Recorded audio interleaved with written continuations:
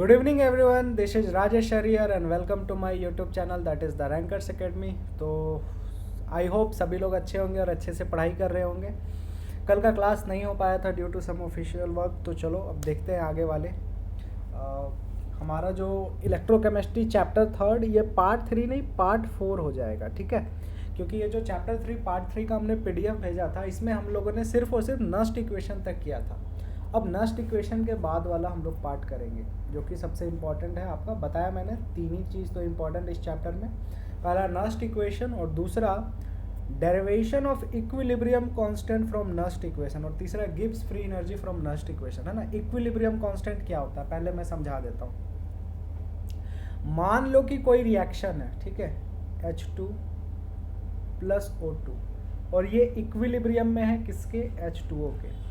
तो इक्विलिब्रियम का मतलब जिस स्पीड से फॉरवर्ड रिएक्शन हो रहा है अगर उसी स्पीड से बैकवर्ड रिएक्शन होने लगे तो that reaction are known to be equilibrium reaction, है ना।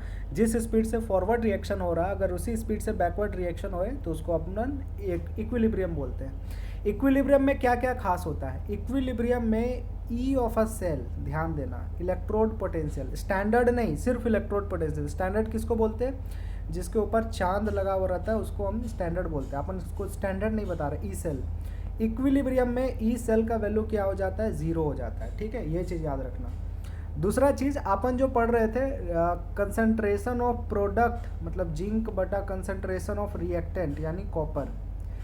इक्विलिब्रियम में प्रोडक्ट का कंसंट्रेशन बटा रिएक्टेंट का कंसंट्रेशन को ही इक्विलिब्रियम कांस्टेंट कहा जाता है, यानी के इक्विलिब्रियम। के क्या है, के इज एन इक्विलिब्रियम कांस्टेंट। तो दो चीज़ याद रखना, कोई भी इक्विलिब्रियम रिएक्शन किसको बोलेंगे, वैसा रिएक्शन जिसमें जिस स्पीड से फॉरवर्ड रिएक्शन हो रहा है अगर उसी स्पीड से बैकवर्ड रिएक्शन भी हो रहा है तो हम लोग क्या बोलेंगे, that is known to be क्या बोलेंगे उसको, इक्विलिब्रियम, है ना।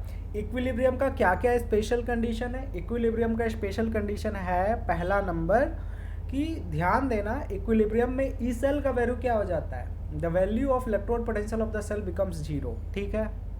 सेकेंड चीज, और जो लॉग के साथ कंसंट्रेशन ऑफ प्रोडक्ट बटा रिएक्टेंट लिखते थे ना, तो सिर्फ कंसंट्रेशन ऑफ प्रोडक्ट बटा रिएक्टेंट के जगह अपन क्या लिखेंगे, के इक्विलिब्रियम लिखेंगे।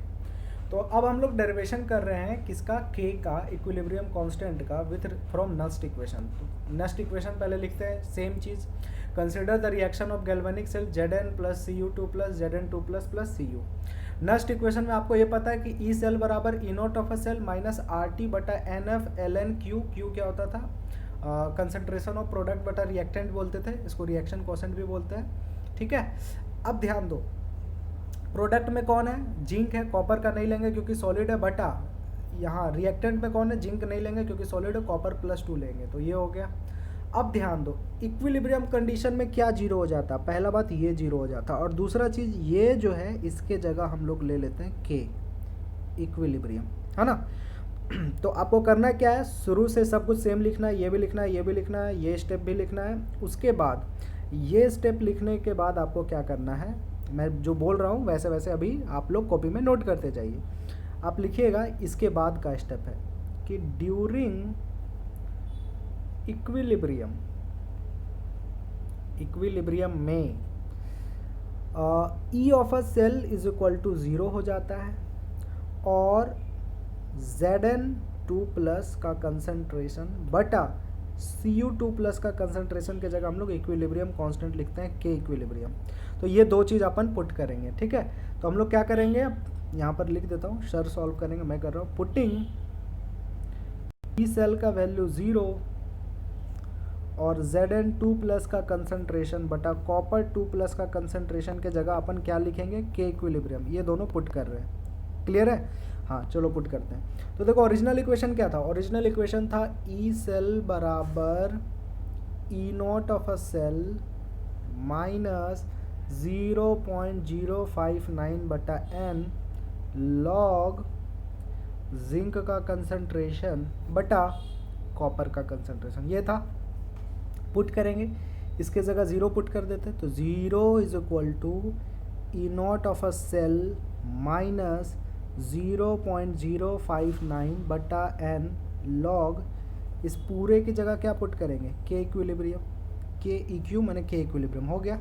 ये 0 है ना, तो ये जो माइनस वाला पूरा पार्ट है इसको इधर ले जाओ तो क्या हो जाएगा, प्लस हो जाएगा। तो अपन क्या लिखेंगे, अपन लिखेंगे ई सेल बराबर 0.059 बटा एन लॉग के इक्विलिब्रियम। हमको क्या निकालना है, इक्विलिब्रियम कांस्टेंट निकालना है। तो क्रॉस ये गुना हो जाएगा और ये वाला दो चीज़ डिवाइड में आ जाएगा, है ना। तो हम लोग क्या लिखेंगे, E cell multiplied by N बटा 0.059 is equal to log K equilibrium. Clear हुआ। अगर हमको सिर्फ और सिर्फ मान लो के इक्विलिब्रियम निकालना है सिर्फ और सिर्फ, तो नेक्स्ट स्टेप में क्या लिखेंगे हम लोग, नेक्स्ट स्टेप में लिखेंगे, इसको मिटा दो, यहाँ का लॉग हट जाएगा और यहाँ का लॉग हट जाएगा, ठीक है। ये समझ लो ना कि मैंने लॉग मिटा दिया है। नेक्स्ट स्टेप कर रहा हूँ, लॉग तो रहेगा। अगला स्टेप में क्या होगा, लॉग हट जाएगा और यहाँ पर हम लोग इसी लॉग को इधर ले आएंगे तो एंटी लॉग लिख देते हैं। लॉग इनवर्स को हम लोग क्या लिखते हैं, एंटी लॉग। देयरफॉर के इक्विलिब्रियम का वैल्यू क्या हो गया, एंटी लॉग 0 पॉइंट नहीं इधर, हाँ ई सेल था ना, ई सेल इंटू एन बटा 0.059, शायद यही था ना, घुमा फिरा के यही आया था ना। तो हम लोग क्या लिख सकते हैं, K equilibrium is equal to E cell into N बटा 0.059 का एंटी लॉग। क्लियर है। ई सेल क्या हो जाएगा, equilibrium standard potential of the cell, N क्या, नंबर ऑफ इलेक्ट्रॉन जो बैलेंस करने से आता था, ये तो वैल्यू पता ही रहता है। एंटी लॉग कैसे निकालते हैं वो हम लोग बाद की बात है, बाद में देखेंगे, ठीक है। तो आपको यहाँ तक क्लियर हो गया। ध्यान दो, इस चैप्टर में एग्जामिनर तुम्हारा जोड़ घटाव नहीं चेक करेगा, तुमको ये चेक करेगा कि तुमको कंसेप्ट पता है कि नहीं, वैल्यू पता है कि नहीं। क्योंकि कभी भी तुमको एग्जामिनेशन में लॉग टेबल देगा नहीं, तो जब लॉग टेबल नहीं देगा और अगर फालतू चीज़ का लॉग निकालना आ गया तो तुम सॉल्व मत करना, बस लॉग के साथ ही आंसर लिख देना, आपको फुल में फुल मिल जाएगा, ठीक है। तो नेक्स्ट क्वेश्चन रिगार्डिंग दिस, इसके रिगार्डिंग क्वेश्चन है ना। तो अपन को पता चल गया, क्या पता चल गया, देखो अपन को ये भी पता चला कि इस चीज़ से हम लोग क्या फॉर्मूला निकाले, इस चीज़ से हम लोगों ने ये फॉर्मूला निकाला। देखो फिर से मैं कर दे रहा हूँ, दो फॉर्मूला लिखते हैं। एक तो हमने लिखा था ओरिजिनल वाला, ई सेल बराबर E not of a cell minus 0.059 बटा एन और लॉग के इक्विलिब्रियम, है ना। और ये तो हो जाता है 0, तो इसको इधर ले आओ तो पॉजिटिव हो जाएगा, तो 0.059 बटा एन लॉग के इक्विलिब्रियम बराबर E not of a cell, ठीक है। ये भी एक होता है इक्वेशन, है ना। तो दोनों इक्वेशन में तुमको जो, लेकिन जब डेरिवेशन आ जाएगा कि derive the expression for equilibrium constant, तुम एंटी लॉग वाला लिखना है ना। लेकिन जब न्यूमेरिकल सॉल्व करोगे तो ये लिख देना, क्यों, क्योंकि एंटी लॉग निकालना अपन लोग को आता है नहीं। अगर आता भी है तो उसके लिए लॉग टेबल चाहिए, लॉग टेबल एग्जाम में मिलता है नहीं। तो देखो कैसे करेंगे, ये हो गया। अब यही फॉर्मूला को अपन यूज करेंगे। कैलकुलेट द इक्विलिब्रियम कांस्टेंट, के इक्विलिब्रियम निकालना है। क्या निकालना है, के इक्विलिब्रियम, जिसमें ई ऑफ अ सेल दे रखा है, क्या दे रखा है, ई ऑफ अ सेल दे रखा है, ई ऑफ अ सेल मतलब ई नॉट ऑफ अ सेल दे रखा है, कितना 0.46। एन क्या आता बताए ना बाबू, जो बैलेंस होता है वही एन का वैल्यू हो जाता है जनरली। तो एन का वैल्यू कितना आ जाएगा, 2 आ जाएगा। चलो फॉर्मूला लिख दें। फॉर्मूला क्या था, फॉर्मूला था ई ऑफ अ सेल मतलब ई नॉट ऑफ अ सेल बराबर 0.059 बटा एन लॉग के सी, यही फॉर्मूला था, या के इक्विलिब्रियम जो लिखना है लिखो। तो हमको ई सेल पता है, हाँ पुट कर दो, कितना 0.46 बराबर 0.059, एन कितना है सर, 2 है, लॉग के सी को एक तरफ, बाकी इसको इधर भेजो, तो ये 2 से गुना हो जाएगा और ये 0.059 डिवाइड हो जाएगा। तो 0.46 को 2 से गुना करेंगे, कितना होगा 0.92, ठीक है। तो अपन क्या लिखेंगे, 0.92 divide by 0.059 is equal to log K C या के इक्विलिब्रियम। दोनों सी से भी कांस्टेंट दिखाते हैं या के इक्विलिब्रियम से भी दिखाते हैं, एनसीईआरटी में सी यूज किया हुआ है, ठीक है। अब ये तो आ गया, इसको तुम लोग सॉल्व कर लोगे। इसको सॉल्व कर लेना पॉइंट पॉइंट हटा करके। अब Kc हमको लाना है ना, तो Kc बराबर बस तुम यहाँ लिख देना ऐसे, एंटी लॉग 0.92 बटा 0.059। कोई भी एग्जामिनर आधा मार्क्स भी नहीं काटेगा इतना लिखोगे तो, ठीक है। बस तुमको वहाँ चेक करना चाह रहा है एंटी लॉग, है ना, एंटी लॉग लगा दो, काम खत्म हो गया। क्लियर है बात? तो आपको पता चल गया कि कैसे क्वेश्चन करते हैं। चलो और एक दो क्वेश्चन इसके देख लेते हैं हम लोग। इसके एक दो क्वेश्चन और देखते हैं कैसे है। फॉर एग्जाम्पल आपको एक क्वेश्चन दिया हुआ है, एनसीईआरटी का ही कोई क्वेश्चन ले लेते हैं। क्वेश्चन लिखा हुआ है, देखो कि calculate the EMF of the cell, EMF नहीं, कैलकुलेट के इक्विलिब्रियम, मतलब इक्विलिब्रियम कांस्टेंट तुमको निकालना है। और रिएक्शन क्या दे रखा है? रिएक्शन दे रखा है निकल सॉलिड है plus 2Ag plus Gibbs Ni2 plus, जिसका कंसंट्रेशन दिया, हमको कोई मतलब नहीं है कंसंट्रेशन का इसमें, है ना, हमको बस क्या चीज़ का मतलब होता है, ई सेल का मतलब होता है, प्लस 2Ag सॉलिड, ये दिया हुआ। तो के इक्विलिब्रियम निकालने बोल रहा है, और क्वेश्चन में तुमको दे रखा है कि ई नॉट ऑफ अ सेल का वैल्यू 0.4 वोल्ट है। चलो निकालते हैं, कुछ नहीं करना, फॉर्मूला में पुट करना। फॉर्मूला क्या था? फॉर्मूला था E not of a cell बराबर 0.059 बटा n log Kc। ये पता है कितना? 0.4। n पता है, हाँ सर, जो बैलेंस किया हो रहा था वही रहता है 2, तो 2 डाल दो। log Kc, ये 2 गुना हो जाएगा 0.4 से, तो 0.8, और ये डिवाइड में आ जाएगा, is equal to log Kc। Kc बराबर एंटी लॉग कर देना, आ गया आंसर, ठीक है। तो ये था आपका दो चीज़। नेक्स्ट हम लोग थर्ड डेरिवेशन पढ़ रहे हैं, जो कि इस PDF में नहीं है, लेकिन मैं यहाँ पर वाइट पेज में ही लिख करके बता दे रहा हूँ। आई होप नेक्स्ट वीडियो क्या, कुछ देर में मैं PDF भी अपलोड कर दूंगा, पर मैं अच्छी तरीके से वाइट पेज में ही बता दे रहा हूँ। नेक्स्ट डेरिवेशन क्या है? डेरिवेशन है, नेक्स्ट लिखो, इलेक्ट्रोकेमिकल सेल एंड गिब्स, हाँ मतलब Gibbs free energy, derivation of Gibbs free energy from Nernst equation. Sir बड़ा नया आप बता रहे हैं, अरे कुछ नया नहीं है, सब क्लास 11th में, तो क्लास 11th का थर्मोडायनेमिक्स में पढ़ना था। गिब्स फ्री एनर्जी है ना, गिब्स फ्री एनर्जी को किससे डिनोट करते हैं? डेल्टा जी से। दो ही चीज़ तुमको नया लगेगा। इक्विलिब्रियम कांस्टेंट क्लास 11 में देखा होगा, तो Kc से डिनोट करते हैं, वो तो सीख गया। गिब्स फ्री एनर्जी को डेल्टा जी से हम लोग डिनोट करते हैं, ये भी तुम लोग सीख ही गया है, ठीक है। तो इसमें क्या होता है, अपन बता रहे हैं, इसका तुम्हारा डेरिवेशन जो है वो इम्पोर्टेंट नहीं है, क्योंकि डेरिवेशन वो क्लास 11 में पूछा जाता है। अब आ गए हो आप क्लास 12th में, इससे डायरेक्टली न्यूमेरिकल आता है, तो इसको आपको फॉर्मूला याद रखना पड़ेगा। क्वेश्चन ऐसे दे सकता है, डेरिवेशन ना दे करके, establish a relation between Gibbs free energy and Nernst equation. Nernst equation और गिब्स फ्री एनर्जी में क्या रिलेशन है, क्या रिश्ता है? तो आपको आप क्या लिखोगे? अब आप यहाँ लिखो, देखो मैं जैसे जैसे बोल रहा हूँ आप लिखो। ये टॉपिक हो गया Gibbs free energy from Nernst equation. हम लोग यहाँ लिखेंगे Nernst equation can be used to find the value of delta G, यानी Gibbs free energy if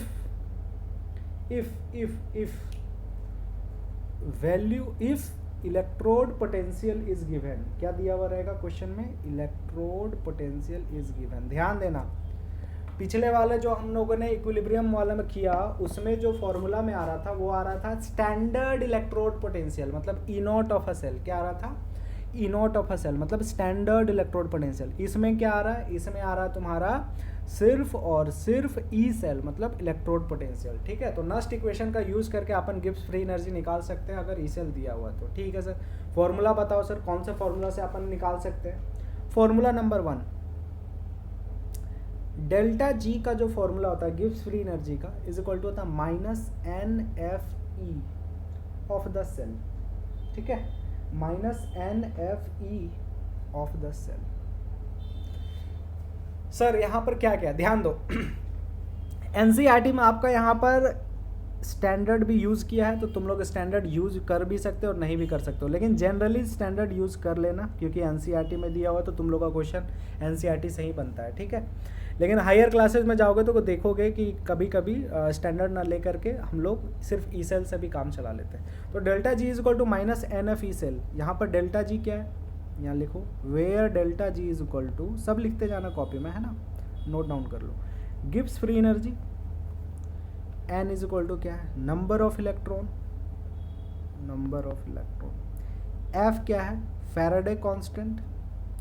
lecture number 2 में ही बताया हुआ है कि फैराडे कांस्टेंट का वैल्यू जो है वो कितना होता है, 96,500 कूलम, 96500 कूलम, है ना।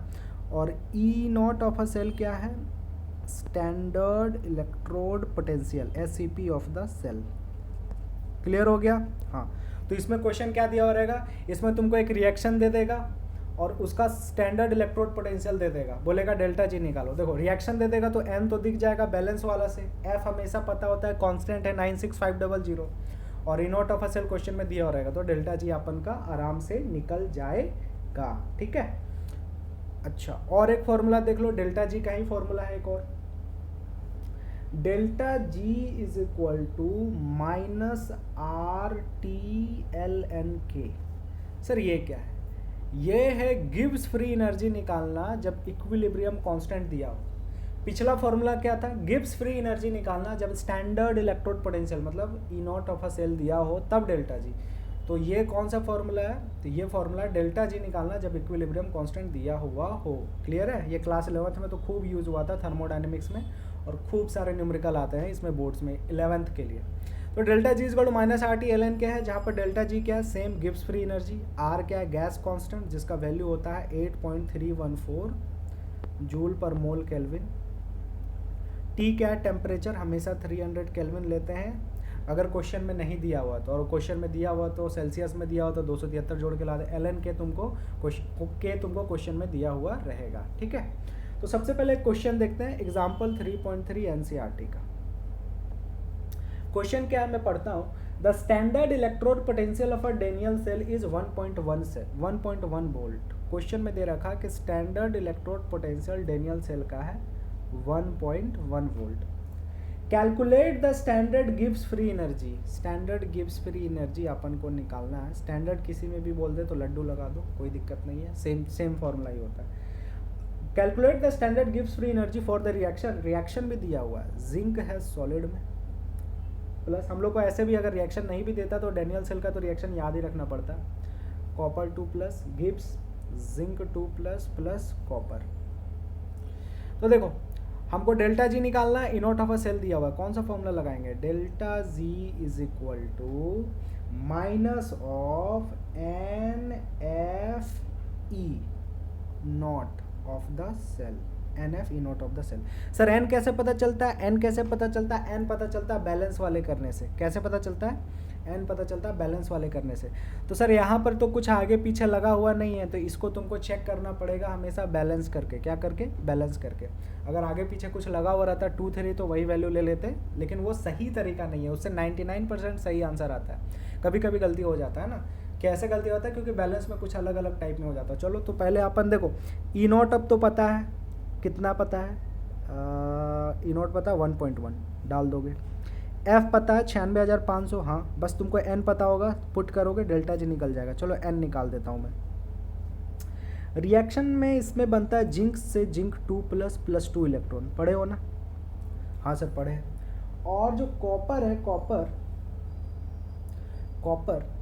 कॉपर 2 प्लस 2 इलेक्ट्रॉन लेकर के कॉपर बन जाता है, ठीक है, बैलेंस कर दिया, कट गया, यहाँ पर आपका क्या हो गया, कट गया, ठीक है। तो ये जब कट गया 2 इलेक्ट्रॉन, जो इलेक्ट्रॉन कटता है वही एन का वैल्यू होता है ना। तो पहले तुम ये इतना करके बस ऐड कर देना चुपचाप, जेड एन ऐसे, सी एल एच एस को एल एच एस से जोड़ देना, आर एच एस को आर एच एस से, और फिर लिख देना एन बराबर 2। अब अपन पुट करते हैं, delta G is equal to minus N F E not of the cell, N का वैल्यू 2, एफ 96,500, किताब में 96,487 लेता है, आप लोग अप्रोक्स लिखना 96500, ठीक है, ये हमेशा स्टैंडर्ड वैल्यू होता है, आईआईटी में भी ये यूज होता है। जब न्यूमेरिकल सॉल्व करते हैं। तो ई नॉट ऑफ अ सेल कितना है 1.1, पुट करो, जोड़ घटाओ गुना भागा करो, आपका आ जाएगा कितना 21227 जूल, ठीक है, पर मोल। एसआई यूनिट जो है जूल पर मोल होता है डेल्टा जी का। ये आपका आंसर हो गया। आई होप क्लियर है, ठीक है, कि किस तरीके से अपन लोग इसमें बनाते हैं। कुछ एनसीईआरटी के एक इम्पॉर्टेंट क्वेश्चंस बता देता हूँ अभी तक जो 3 हम लोगों ने इम्पॉर्टेंट पढ़ा है। पहला नस्ट इक्वेशन को कैसे सॉल्व करना, दूसरा अपन डेल्टा जी कैसे निकाल सकते हैं अगर क्वेश्चन में आपको डेल्टा जी कैसे निकाल सकते हैं अगर इलेक्ट्रोड पोटेंशियल दे दिया है, तीसरा अपन के इक्विलिब्रियम कैसे निकाल सकते हैं, है ना, अगर डेल्टा जी दिया हो। तो 3 फॉर्मूला हमने पढ़ा, तीनों फार्मूला में लिख दे रहा हूँ जो इम्पोर्टेंट है। पहला फार्मूला होता है ई सेल बराबर E not of a cell minus 0.059 बटा N log concentration of P, मतलब प्रोडक्ट बटा कंसंट्रेशन ऑफ रिएक्टेंट। ऐसा क्यों? जरूरी नहीं कि डेनियल सेल का ही रिएक्शन कुछ भी दे सकता है। ये पहला फॉर्मूला नस्ट इक्वेशन का। ये कब यूज होता है सर? ये तब यूज होता है जब जो ब्रैकेट वाला जो वैल्यू ना वो 1 मोलर नहीं, मतलब कंसंट्रेशन जब 1 मोलर नहीं होता तब ये फॉर्मूला यूज करते हैं। दूसरा अपन कौन सा फॉर्मूला यूज किए? दूसरा अपन फॉर्मूला यूज किए delta G is equal to minus N F E not of a cell. हाँ सर। तीसरा फॉर्मूला क्या यूज किए sir? Delta G is equal to minus of R T और L N K, R T और L N K. और एक formula कौन सा यूज किए? के इक्विलिब्रियम जो अपन निकाले, तो उसका फॉर्मूला था E not of a cell is equal to E not of a cell is equal to E not of a cell is equal to 0.059 बटा एन लॉग के सी। इस चैप्टर का ये 4 सबसे महत्वपूर्ण इंपॉर्टेंट ये फॉर्मूला जो कि हम लोगों ने लेक्चर नंबर 3 और आज का लेक्चर नंबर 4 में कंप्लीट किया, ठीक है। अब इससे रिलेटेड आप लोग होमवर्क में लिख लीजिए जो इम्पोर्टेंट क्वेश्चंस है आपके जो एनसीईआरटी में दिया हुआ है वो। तो आपको क्वेश्चन नंबर सबसे पहले 3.5 बनाना है एक्सरसाइज का। क्या बोल रहा है 3.5? Write the Nernst equation of the following cell. Nernst equation लिखना है। एक मैं बता देता हूँ 3.5 में क्वेश्चन नंबर 3.5 आपको सारे बनाने हैं। टोटल 4 क्वेश्चन दिए हुए, एक मैं बता देता हूँ। Mg सॉलिड है और उसको दिया हुआ है Mg2 plus 0.001 molar salt bridge बना रखा है, और कॉपर 2 प्लस है 0.0001 मोलर स्लैश कॉपर सॉलिड बना रखा। कुछ नहीं करना है, बड़ा आसान सा है। तो देखो जब भी नस्ट इक्वेशन अपन को लिखना है तो नस्ट इक्वेशन लिखने का मतलब क्या होता है? नस्ट इक्वेशन लिखने का मतलब होता है कि आप जो है लिखोगे इस तरीके से, ई सेल बराबर E not of a cell minus 0.059 बटा एन लॉग। प्रोडक्ट में कौन चीज़ है? प्रोडक्ट में बाहर वाला कॉपर, तो कॉपर का कंसंट्रेशन बटा रिएक्टेंट में Mg2 प्लस का कंसंट्रेशन। ये लिख लिए? हाँ सर ये लिख लिए। अब देखो n कैसे निकालना बाबू? बैलेंस करने आता है, बैलेंस करके निकाल लेना। कॉपर 2 प्लस का कंसंट्रेशन पुट कर देना 0.0001 मोलर। Mg2 प्लस का कंसंट्रेशन पुट कर देना 0.001 मोलर। तुमको सॉल्व करने नहीं बोल रहा, बस नस्ट इक्वेशन लिखने बोल रहा है। अब बस बच गए आप लोग का ई नॉट ऑफ अ सेल कैसे लिखेंगे। अरे देखो ई नॉट ऑफ अ सेल कैसे लिखेंगे। अब तुमको हाफ सेल रिएक्शन लिखना पड़ जाएगा। Mg क्या बना रहा है? Mg2 प्लस बना रहा है, प्लस 2 इलेक्ट्रॉन, है ना। ये लेफ्ट में दिया हुआ है, तो ठीक है, तो इसको हम लोग क्या बोलते हैं? Left L। और राइट में क्या हो रहा है? Copper 2 plus 2 electron copper. तो यहाँ से दिख रहा 2 इलेक्ट्रॉन कट जा रहा, तो n तो 2 हो गया। तो ये राइट में होता है। राइट में यहाँ ऑक्सीडेशन हो रहा है ना, 0 से +2 बन गया, यहाँ +2 से 0 बन गया, रिडक्शन। हम लोग पढ़े हैं कि स्टैंडर्ड इलेक्ट्रोड पोटेंशियल जो होता है वो होता है हमेशा ER minus EL, electrode potential of right minus electrode potential of left. Sir कहाँ से देंगे? Electrode potential of right minus electrode potential of left का जो वैल्यू है वो हमेशा आपको क्वेश्चन में दिया हुआ रहेगा, लेकिन सर एनसीईआरटी में तो नहीं दिया हुआ, एग्जाम में जब भी आएगा तो देगा। तो अभी कैसे बनाएंगे? अभी बनाने के लिए आप लोग जो एनसीईआरटी का इंटेक्स्ट में चार्ट दिया हुआ है एक लंबा सा एक्टिविटी सीरीज, तो उसमें आप देख लो कि Mg से Mg2+ का जो वैल्यू है वो पुट कर दो, माइनस कॉपर 2 से कॉपर का जो वैल्यू है वो पुट कर दो, बस घटा उठा दो तो आपको ई सेल आ जाएगा आपका वैल्यू, ठीक है, E not of a cell आ जाएगा। तो आई होप इसमें क्या क्या क्या स्टेप है। सबसे पहले आप ईएमएफ लिखना है, तो ईएमएफ के ईएमएफ बोल रहा हूँ, आपको नस्ट इक्वेशन लिखना है। तो नस्ट इक्वेशन लिखने के लिए क्या करना पड़ेगा, पूरा लंबा सा फॉर्मूला लिख दीजिए जो है, उसके बाद बैलेंस करिए तो एन आ जाएगा, कंसंट्रेशन क्वेश्चन में दिया हुआ है पुट कर दीजिए, मेन बच जाता है E not of a cell निकालना। तो जो रिएक्शन लिखेंगे उसमें E R minus E L, मतलब electrode potential of right minus electrode potential of left, ये आपको करना है, ठीक है। अच्छा, उसके बाद जो है आपका एक और इम्पोर्टेंट क्वेश्चन है, हाँ, वो है क्वेश्चन नंबर 3.7। 3.7 क्या बोल रहा है, डिफाइन कंडक्टिविटी। कंडक्टिविटी को डिफाइन करो, पहले ही लेक्चर में बता दिया गया। मोलर कंडक्टिविटी को भी डिफाइन कर दिया है, लैम्डा एम से बोलते हैं। Discuss their variation with the concentration, तो उसका वेरिएशन कोहलराश लॉ में पढ़ेंगे, वो नहीं करना। तो 3.7 का बस फर्स्ट पार्ट कर लेना, दो ही चीज़ अभी करना, एक तुम लोग 3.5 कर लेना और दूसरा 3.7 का फर्स्ट पार्ट कर लेना। डेफिनेशन याद कर लेना कंडक्टिविटी और मोलर कंडक्टिविटी का, लैम्डा एम होता है और ये कप्पा होता है, ठीक है। और लैम्डा एम का वैल्यू कप्पा इंटू 1000/c होता है, ये याद कर लेना, ऐसा यूनिट भी याद कर लेना, ठीक है। तो ये आपका पार्ट 4 हो गया है। अब हम लोग नेक्स्ट लेक्चर में क्या पढ़ेंगे, अब हम लोग समझ सकते हैं कि हमारा जो इलेक्ट्रोकेमिस्ट्री है उसका हाफ पार्ट मतलब 50% कंप्लीट हो गया। नेक्स्ट अपन लोग जो पढ़ेंगे वो है 1 मिनट, नेक्स्ट अपन पढ़ेंगे ये तो लैम्डा वाला तो पढ़ रखा है। नेक्स्ट पढ़ेंगे हम लोग measurement of conductivity of the solution, है ना। उसके बाद अपन पढ़ेंगे कोहलराश लॉ जो कि बहुत इंपॉर्टेंट है स्ट्रॉन्ग इलेक्ट्रोलाइट वीक इलेक्ट्रोलाइट के लिए। उसके बाद हम लोगों को पढ़ना है इलेक्ट्रोलाइसिस, ठीक है। उसके बाद बैटरी पढ़ना है, प्राइमरी बैटरी सेकेंडरी बैटरी क्या होता है, फ्यूल सेल और कोरोजन, और फिर हमारा खत्म हो जाएगा चैप्टर। मतलब लगभग 2 से 3 लेक्चर और इम्पोर्टेंट होंगे, लेकिन न्यूमेरिकल वाले जितने भी काम थे, है ना, वो आपके हो गए हैं। एक और न्यूमेरिकल वाला कंसेप्ट बचा है, वो है इलेक्ट्रोलाइसिस वाला, ठीक है।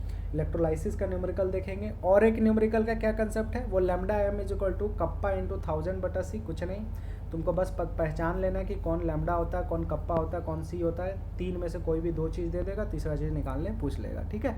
That's all from today's class. I hope you enjoyed the lecture. कोई भी डाउट हो तो व्हाट्सअप करके पूछ ले।